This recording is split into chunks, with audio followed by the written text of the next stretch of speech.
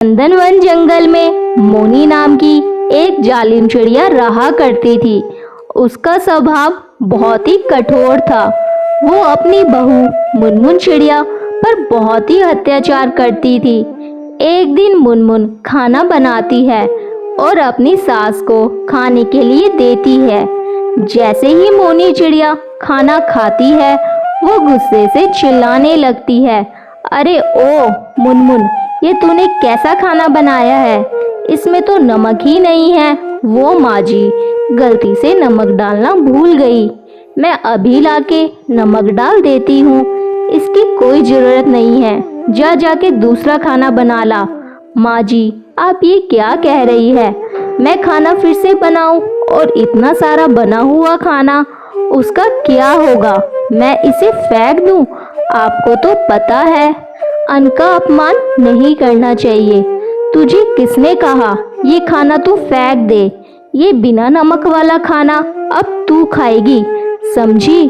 अब जा यहाँ से, खड़ी खड़ी मेरा मुंह मत देख। 10 मिनट के अंदर खाना बन जाना चाहिए, वरना मैं तुझे कच्चा चबा जाऊंगी। अब मुनमुन दूसरा खाना बना के लिया किचन में चली जाती है। रात को जब मुनमुन चिड़िया अपने कमरे में सोने के लिए जाने लगती है, तब मोनी चिड़िया उसे बुलाकर उसे पैर दबाने के लिए कहती है, वो माँ जी, मेरी तबीयत ठीक नहीं है, मुझे चक्कर आ रहे हैं, मैं अपने कमरे में जाके आराम करना चाहती हूँ। अरे करमजली, तू दिन भर क्या करती है जो तेरी तबीयत खराब हो जाती है? ये सब बस तेरे काम न करने के बहाने हैं। इतना कहकर मोनी चिड़िया अपनी बहू को पीटने लगती है। इसी तरह दिन गुजरने लगते हैं। एक दिन मोनी चिड़िया अपनी बहू मुनमुन चिड़िया की शिकायत चांदनी कवि से कर रही थी। क्या बताओ चांदनी कवि, मैं तो अपनी बहू मुनमुन चिड़िया से बहुत परेशान हूँ। क्यों, क्या हुआ? तेरी बहू मुनमुन चिड़िया तो बहुत ही अच्छी है। चांदनी बहन, तुम्हें क्या पता मेरी बहू मुझे कितना तंग करती है। कोई बहन काम ढंग से नहीं करती, मेरा बस चले तो मैं उसे अपने घर की बहू नहीं बनाती। वो तो मेरे बंटी कौवे ने जिद पकड़ ली और ये कमबख्त मेरे घर की बहू बन गई। मैं तो चाहती हूँ किसी तरह मेरा इससे पीछा छूट जाए और मैं अपने बेटे की दूसरी शादी कर दूं। मोनी, ये सब तू कैसी बातें कर रही है? अब मुनमुन तेरे घर की बहू है, तू उसे जैसे रखेगी वो वैसे रहेगी। एक बात तुझे कहती हूँ, तू बुरा मत मानना, अपनी बहू को अपनी बेटी समझ, फिर देखना तेरी जिंदगी कितने आराम से कटती है। चल अब मैं चलती हूँ। फिर चांदनी कवि वहाँ से चली जाती है। उन दोनों की बातें मुनमुन चिड़िया सुन रही थी। शाम को जब मुनमुन चिड़िया की माँ का फोन आता है, जब मुनमुन चिड़िया फूट फूट के रोने लगती है, अरे बेटा क्या हुआ? तू क्यों इतना रो रही है? तेरी सास ने तेरे से कुछ कहा क्या? नहीं माँ, मेरी सास बहुत अच्छी है, मेरे से बहुत प्यार करती है, बस मुझे आपकी याद आ रही थी इसलिए रोना आ गया। ठीक है बेटा, तू कहे तो तेरे भैया को तुझे लेने भेज दूं। कुछ दिनों बाद मुनमुन चिड़िया अपने मायके चली जाती है। मुनमुन चिड़िया के मायके चले जाने के बाद मोनी चिड़िया और घर के सारा काम बोझ आ जाता है। वो घर का काम करते करते थक जाती है। तब मोनी चिड़िया को अपनी गलती का एहसास होता है। ए भगवान, मैं अपनी बहू पर कितना अत्याचार करती थी। वो पूरे दिन काम करती थी और मैं हर समय उस पर गुस्सा करती थी। मैं अपनी गलती को सुधारूंगी और अपनी बहू को वापस घर बुलाऊंगी। शाम को जब बंटी कौवा घर आता है, जब मोनी चिड़िया उससे कहती है, बेटा अपनी बहू को मायके गए काफी दिन हो गए, तू उसे अपने घर ले आ। बहू के बिना ये घर बहुत सूना सूना लग रहा है। अगले ही दिन बंटी कौवा मुनमुन चिड़िया को लाने अपने ससुराल जाता है और मुनमुन को लेकर वापस घर आता है। मुनमुन चिड़िया के घर आते ही मोनी चिड़िया अपनी बहू से माफी मांगती है। मुनमुन बहू, तू मुझे माफ कर दे। आज से तू मेरी बहू नहीं बल्कि मेरी बेटी है। अब से घर के सारे काम हम मिलजुल कर किया करेंगे। इतना कहकर मोनी चिड़िया मुनमुन को गले लगा लेती है। फिर वो सभी खुशी खुशी रहने लगते हैं। बहुत समय पहले अफ्रीका के जंगल में मोनी चिड़िया अपनी दो बहुओं के साथ रहती थी। कुछ दिनों से उसकी तबीयत बहुत खराब चल रही थी। वो अपने दोनों बेटे और बहू को अपने पास बुलाती है।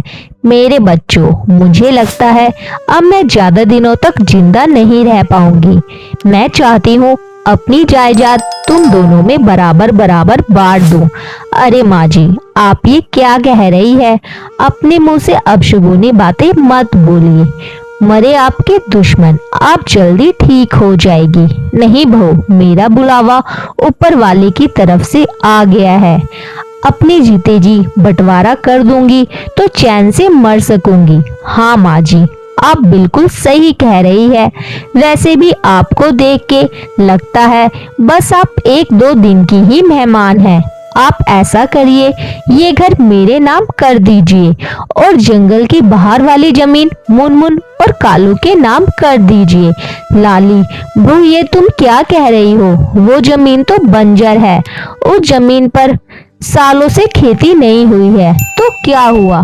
कालू हट्टा खट्टा है, मेहनत करेगा तो बंजर जमीन भी उपजाऊ हो जाएगी। माँ जी, लाली दीदी को जो चाहिए वो दे दीजिए। हम लोगों को कुछ नहीं चाहिए। मुनमुन बहू, तुम बहुत अच्छी हो। पिछले जन्म में मैंने कुछ पुण्य किए होंगे जो तुम्हारी जैसी बहू मुझे मिली। दोनों बेटे और बहू उनका हिस्सा देकर मोनी चिड़िया राहत की सांस लेती है। मुनमुन, ऐसा करो, तुम माँ जी को अपने साथ लेती जाओ। मुझे कुछ दिनों अपने मायके जाना है। अगर मैं चली गई तो माँ जी की देखभाल कौन करेगा? ठीक है भाभी, आप बेफिक्र होकर अपने मायके जाइए। मैं माँ जी का ख्याल रख लूंगी। कालू कौआ अपनी माँ और अपनी पत्नी के साथ एक छोटे से घोंसला बनाकर रहने लगता है। इस तरह कुछ दिन गुजर जाते हैं। एक दिन कालू कौआ मुनमुन चिड़िया से कहता है, मुनमुन, चलो खेत की सफाई करके सारे कंकड़ पत्थर निकाल देते हैं। फिर माँ का आशीर्वाद लेकर बैगन की खेती करेंगे। ये तो आपने बहुत अच्छा सोचा है जी। देर करने से कोई फायदा नहीं। हम आज से ही खेत की सफाई कर देते हैं। दोनों पति पत्नी मिलकर खेत का सारा कंकड़ पत्थर हटाकर उसकी सफाई कर देते हैं। फिर उसमें मिट्टी और खाद डालते हैं। सुनिए जी, शाम हो गई है। अब बचा हुआ काम कल करिएगा। कालू मुनमुन के साथ घर आता है। माँ जी, कुछ तो बोलिए माँ जी, आप इतनी जल्दी छोड़ के मुझे नहीं जा सकती। दुखी मन से कालू कौआ अपनी माँ को खेत में ही दफना देता है। माँ, अपना आशीर्वाद सदा हम पर बनाए रखना।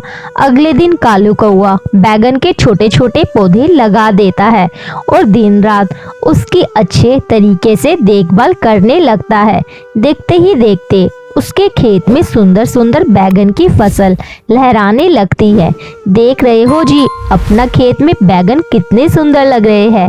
फसल इतनी अच्छी आई है कि विश्वास ही नहीं हो रहा कि ये खेत बंजर था। आपने बहुत मेहनत की है। आज माँ जी जिंदा होती तो इस फसल को देखकर बहुत खुश होती। कालू कौआ अपने खेत से बैगन तोड़ के शहर की मंडी में बेच देता है और पैसे लेकर मुनमुन को दे देता है। मुनमुन चिड़िया, इन पैसों को ले जाकर एक बक्से में रख दो। मैंने एक जमीन के बारे में बात की है। जल्द ही मैं उस जमीन को खरीद लूंगा। खुशी खुशी मुनमुन चिड़िया उन पैसों को ले जा